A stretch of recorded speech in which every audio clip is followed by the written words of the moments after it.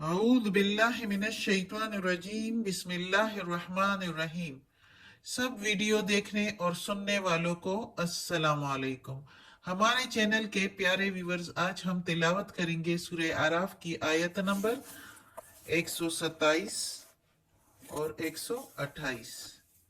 ये सामने है, यानी कि आयत नंबर 127 एंड 128 इंशाल्लाह तिलावत करेंगे तर्जुमा के साथ और तफसीर के साथ। तो चलिए शुरू करते हैं आज का सबक, लेकिन शुरू करने से पहले चैनल को सब्सक्राइब करें और बेल नोटिफिकेशन को ऑन करें ताकि अगली वीडियो आपको आसानी से मिलती रहे।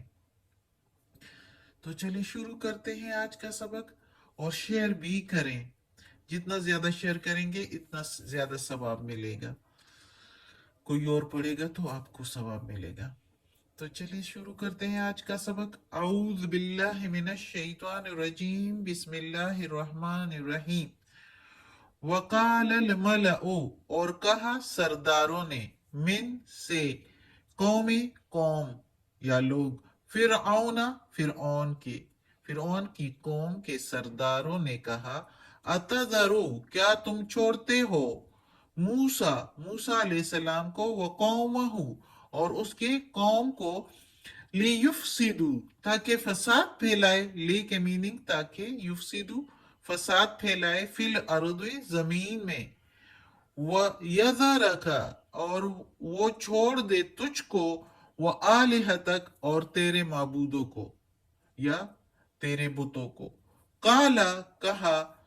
यानी फिरऔन ने कहा, सनुकत्तिलु अनकरीब हम कत्ल करेंगे, मारेंगे। सीन जबरसा के मीनिंग अनकरीब या अब, नून पेशनो हम, कत्तिलु कत्ल करेंगे, अबना अहम बेटों को उनके, अबना बेटे और हम उनके, वनस्तखी और हम छोड़ देंगे या हम जिंदा छोड़ेंगे, निसाअहुम औरतों को उनके, यानी बेटियों को उनके, व इन्ना और बेशक हम, फौकहुम ऊपर हैं उनके, काहिरून जोरावर या कहर करने वाले। हम उन पर कहर कर सकते हैं, हम उन पर जबरदस्ती कर सकते हैं। ये अब फिरऔन बोल रहा है।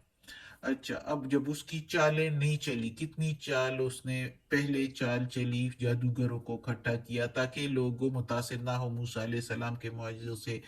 फिर उसने मजीद, जब मूसा अलैहि सलाम की असा ने सारे सांप निगल लिए और वो जीत गए पूरे मैदान में लोगों के सामने, जो है चाल उल्टी हो गई फिरऔन की। फिरऔन तो दिखाना चाहता था कि मूसा अलैहि सलाम एक जादूगर है, पैगंबर नहीं है, नऊजुबिल्ला। लेकिन वो जब लाठी ने, उसकी लाठी अजदहा बन के सारे सांपों को खा लिया, तो फिर मूसा अलैहिस्सलाम को देखकर जादूगर भी सजदे में पड़ गए कि जादू ऐसे नहीं हो सकता। तो लोगों को मजीद जो है मुतासिर होना हो गए, और मुतासिर होने भी लगे कि, और ईमान लाने का उनको था कि अब ईमान ले आएंगे मूसा अलैहिस्सलाम पर। तो फिर ने उनको मजीद जो है दूसरी चाल चली और मूसा अलैहिस्सलाम को, उन सारे जादूगरों को सरदार कहा लोगों के सामने, ताकि लोग जो है फिर उसके चाल में आ जाएं और जो है मूसा अलैहिस्सलाम पर ईमान ना लाए, और जादूगरों को इतनी सख्त सजा सुना दी कि लोगों को डरा दिया ताकि वो मूसा अलैहिस्सलाम के बारे में सोचे भी नहीं, उसकी तरफ जाए भी नहीं। फिर उसके बाद मजीद हटदर्मी और जिद पर उतर आए। अब अच्छा, जादूगरों को तो सजा दे दी, सुना भी दी और दे भी दी, अब मजीद हटदर्मी और उनके सरदारों की, कि देखो दुनियाई शान और शौकत ने उनको इतना पागल कर दिया था, इतना दीवाना, कि बिल्कुल सोच ही नहीं रहे थे कि देखो ये पैगंबर है। फिर भी उन पर असर नहीं हुआ, और उस कौम के सरदारों ने जो है फिरऔन को कहा, यानी अब जानबूझकर लोगों को दिखाने के लिए, कि तुमने क्यों छोड़ा है। अब इधर है क्या, अतजरो क्या तुमने छोड़ा है, लेकिन इधर हम मीनिंग लेंगे क्यों तुमने छोड़ा है। कह सरदारों ने फिर औन से कहा कि क्यों तुमने मूसा अलैहिस्सलाम और उसके कौम को डील दिए कि वो फसाद फैलाते रहे जमीन पर, और तुझको और तेरे माबूदों को, यानी तेरे बुतों को। अब इधर इसका मतलब ये है کہ تجھ کو پوجنا چھوڑ دے اور تیرے معبودوں کو، یعنی فرعون اپنے آپ کو بھی رب کہتا تھا اور اپنے آپ کو رب العالی کہتا تھا، نعوذ باللہ، یعنی سب سے اعلیٰ رب۔ اب اپنے آپ کو اعلیٰ بنانے کے لیے اس نے چھوٹے موٹے معبود بھی بنا دیے تھے۔ یعنی اکثر علماء کہتے ہیں کہیں پر ہے کہ گائے کے جو ہے وہ بنائے تھے، بت بنائے تھے، چاند ستاروں کی تصویریں تھی، سورج کی، جس کی لوگ پوجا کرتے تھے۔ تو اعلیٰ جو ہے فرعون اپنے آپ کو کہا کرتا تھا اعلیٰ معبود۔ تو اس لیے ادھر ان کا، اور کچھ یہ بھی ہے کہ فرعون نے اپنے ہی مجسمے اور تصویریں بنائی تھی اور ڈسٹریبیوٹ کی تھی ساری ریاستوں میں، سارے جو ہے ان کے شہر تھے اس میں جو ہے تقسیم کیے تھے اپنے بت، تاکہ لوگ اس کی عبادت کریں۔ تو واللہ عالم، لیکن مختلف رائے ہیں، اس میں سے کچھ بھی ہو سکتا ہے، کیونکہ اس نے انہوں نے کہا ہے تیرے اور معبود، تیرے اور معبود، یعنی ان سے جو نیچے کے اس نے جو بنائے تھے، جو بھی تھے، چاہے وہ گائے کے مجسمے تھے، چاہے وہ فرعون کے اپنے مجسمے تھے، جو بھی، تو وہ سردار کہتے ہیں کہ وہ چھوڑ دیں گے تم کو اور تمہارے معبودوں کو بھی چھوڑ دیں گے، یعنی جس کا تم کہتے ہو۔ تو آگے سے فرعون کہتا ہے کہ اب میں ان کو قتل کرنا شروع کروں، ان کے بیٹوں کو، جو اولاد ہوں گے اور وہ بیٹے ہوں گے تو ان کو قتل کروں گا، اور ان کی بیٹیوں کو چھوڑ دیا کروں گا، اور میں ان پر زوراور ہوں۔ اب یہ بات جہاں تک آ جاتی ہے تو شروع میں ہم نے قصے کے پڑھا تھا کہ فرعون نے ایک خواب دیکھا تھا، خواب کی تعبیر نجومیوں نے اس طرح بتائی تھی کہ بنی اسرائیل میں کوئی لڑکا پیدا ہوگا اور وہ تیری حکومت کو ختم کرے گا۔ تو پھر فرعون نے کیا کیا کہ بنی اسرائیل میں جو بھی لڑکے پیدا ہوتے تھے تو ان کو قتل کیا جاتا تھا اور لڑکیوں کو چھوڑ دیا جاتا تھا، تاکہ وہ ان کے آ کے غلامی میں کام کرتی رہیں۔ ان سے مختلف قسم کے کسی طرح بھی کام لیا جاتا تھا، بنی اسرائیل کے ساتھ بہت زیادہ ظلم کیا جاتا تھا۔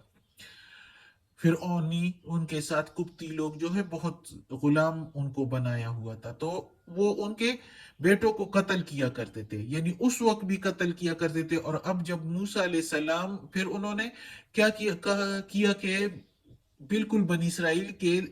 مرد جو ہے وہ تقریباً ختم ہونے لگے، اور ظاہر ہے عورتیں، وہ کچھ کام ایسے ہوتے ہیں جو عورتیں نہیں کر سکتی اور وہ مرد ہی کیا کرتے تھے۔ پھر ان سرداروں نے اور فرعون نے مل کر یہ مشورہ کیا کہ اگر ہم اس طرح کرتے رہیں تو سارے بنی اسرائیلی مرد تو ختم ہو جائیں گے، اور پھر ہمارے یہ کام کون کرے گا؟ پھر انہوں نے ایسے کیا کہ 1 سال جو ہے بیٹوں کو چھوڑ دیا جاتا تھا اور 1 سال کے قتل کرتے تھے۔ تو اس 1 سال میں جو ہے نا، جو مرد ہوتے تھے تو وہ پھر بنی اسرائیل کے ہوا کرتے تھے۔ تو یہ جو ہے ان کی کہانی تھی، انہوں نے پھر آہستہ آہستہ اس طرح چھوڑ دیا تھا، لیکن اب دوبارہ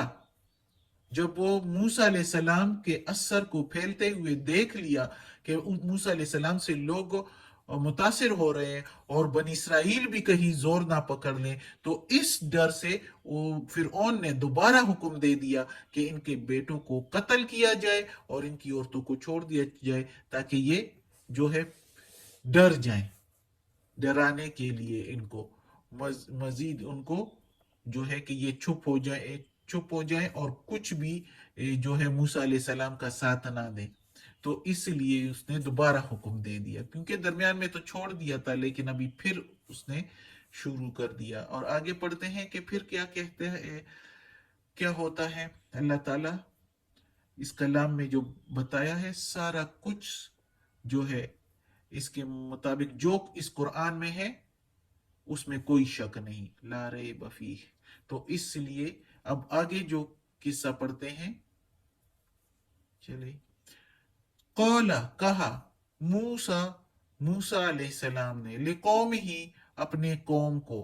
اپنے لوگوں کو یعنی بنی اسرائیل کو، لقوم استعینوا، بنی اسرائیل کو یعنی اپنی قوم کو، کہ مدد مانگو، باللہ، ساتھ اللہ کے، یعنی اللہ سے مدد مانگو، وصبروا، اور صبر مانگو۔